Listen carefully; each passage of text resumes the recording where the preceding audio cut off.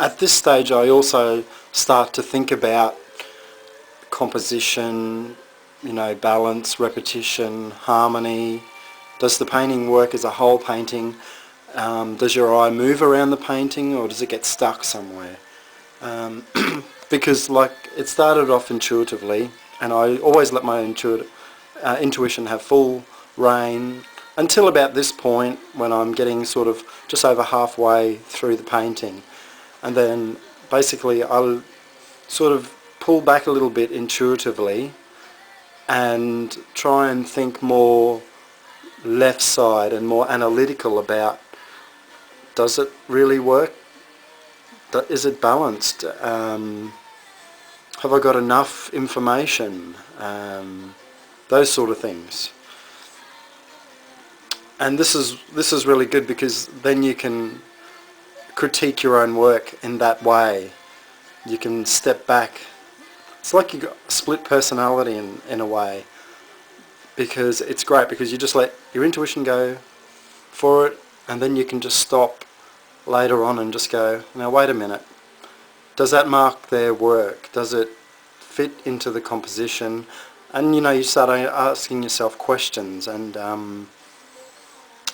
I think for me that's a really good way that I approach my work. So it's now just focusing on composition as a whole. Have I got enough dark areas? Have I got enough light areas? Is there enough variation in tone? Is there enough development of colour? Is the painting balanced? Is it not? You don't want to try and make it too heavy. Does the eye fly around? These are all things that my analytical side start to take in now.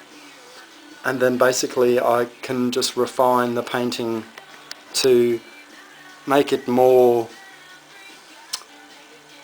pleasing in that sense. So for example, basically the most important information is in this triangle. It's like your eye gets drawn straight to the Mona Lisa image, because that's a famous image, and you're immediately drawn to that. And then this eye of the bird pulls you down to this bird, and because I've sort of got a repetitive image of this bird, it brings your eye down. And basically from there you follow the arm across, and then I shoot up, and then you just do this circle thing. And what's really nice is to have this space here. It's nice to have a place in the painting where your eye can rest, where it's not so busy or taken up with information, because you do need to give your work space, otherwise it just becomes too busy. And I think I've created enough space in the work to be able to get away with it. And same as this one as well. Like the right side of the painting's quite busy. Everything's quite close and intense. And as you move over to the left side of the painting, like if I cut it off there, the left side's a lot more open. It's a lot freer. So basically your eye can jump from the busyness to the more quieter side. And I try and use that formula a lot in my work. So for example, all the busyness is on, most of it's on that side, and this side's a little bit calmer. Because it's good to have this juxtaposing of a lot of information, not so much information. So that's something for you guys to think about. So just moving on to another painting to give you more examples of what I'm talking about. This is my favourite painting. I made this, was it last year or the year before? I can't remember now. But this is a classic example of what I'm talking about. As you can see, if I split the painting down the middle, the left side, there's a lot more openness to the painting. It's a lot more freer. And then on the right side, it's quite busy and a lot of information there. But this painting is actually split in four. So if you think of a line, basically cutting it off there and then down there. I've broken it up. Really busy, a little bit less busy, more space, less busy, and the least busy. Now repetition is important. So basically and repetition is good to help move your eye around.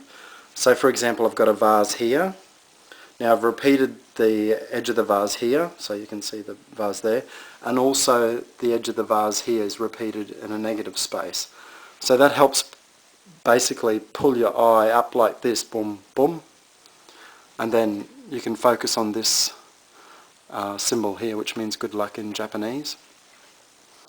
And then you're sucked into this busy information that has lots of layers, textures, combinations of different mixed media. So it like fills your eye up, and then your eye can jump into the space to have a rest. So yeah, I'm quite happy with this composition of this painting, and that's the formula that I try and use. What I also like to use is subtlety of colour to also help move your eye around. So for example, I've got this red painted underneath the white. Now this red here, basically here and slightly up here, is the same red as that. And then there's this red here and this red here.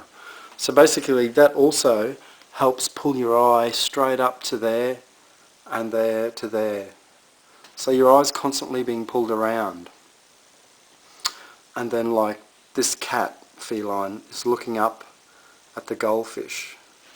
And then I also get pulled back to this goldfish then, so it's like this association.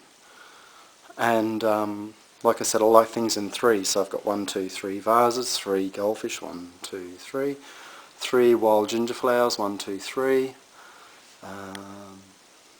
So something to think about.